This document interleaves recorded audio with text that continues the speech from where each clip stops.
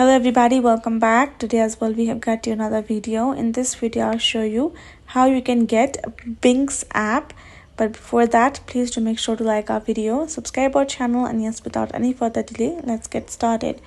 So for that, simply go ahead, open up your app store right over here and go to search bar and type in BingX and search it up. Now you will find the BingX BTS Etihad CRY, which is crypto exchange app.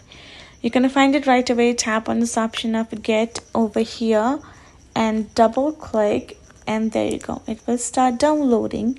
And if you're somehow not seeing BingX to your app store on your region, simply restart your phone and research it again. It will be available on your app store. Tap on get, make sure the blue line is completed, and then your app will be available to you on your phone. You can choose to open it up and use it for your own purpose, and that is it. So that's how you can do it. Hope this video was helpful to you all. Thank you so much for watching, and I'll see you guys in our next video.